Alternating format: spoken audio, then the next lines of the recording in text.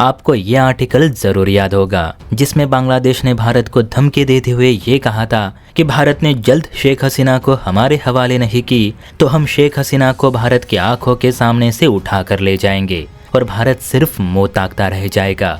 आपको याद होगा बांग्लादेश के अंतरिम सरकार के विदेश मंत्री तौहीद हुसैन ने यह भी कहा था कि भारत बांग्लादेश की इस चेतावनी को नजरअंदाज ना करे क्योंकि भारत 2013 की उस संधि में बंधा हुआ है जिसमें भारत ने बांग्लादेश के साथ कॉन्ट्रैक्ट साइन किया था कि वह बांग्लादेश से भारत भागे सभी आतंकियों को बांग्लादेश वापस लौटाएगा। इसीलिए भारत अपने कॉन्ट्रैक्ट से मुंह ना फेरे।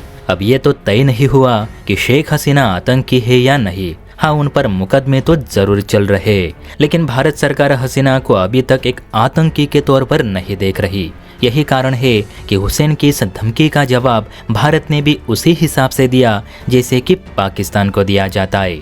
लेटेस्ट मीडिया रिपोर्ट्स के मुताबिक भारत ने अब बांग्लादेश को दी जाने वाली पेट्रोल सप्लाई भी स्थगित कर दी है। एक दिन पहले ही आपको वीडियो बनाकर कहा था कि भारत ने बांग्लादेश के लिए अपनी डीजल सप्लाई रोक दी है, जो कि 2018 में शेख हसीना के कार्यकाल में भारत बांग्लादेश में शुरू हुई थी।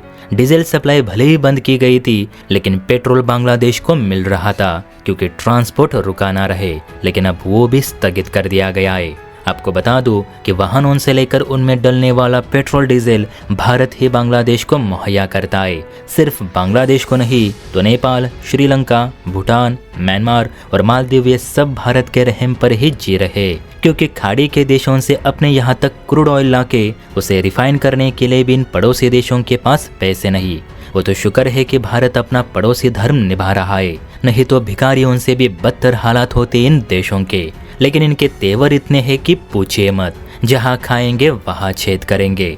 सुबह ही आपको नेपाल की वो न्यूज़ बताई थी कि कैसे अब नेपाल भारतीय इलाकों पर अपना कब्जा दिखाने के लिए उन्हें अब अपने बैंक नोट्स पर छापने की तैयारी कर रहा है, जबकि हाइड्रो प्लांट के लिए तो पैसे भारत से ही मांगता है नेपाल। मालदीव भी वैसा ही है और बांग्लादेश तो सठिया गया है। भारत सरकार ने एक अच्छा कदम उठाया कि बांग्लादेश को दिया जाने वाला फ्यूल रोक दिया है।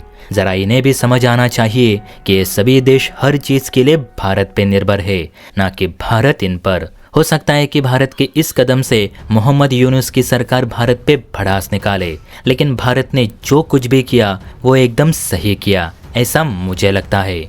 जय हिंद।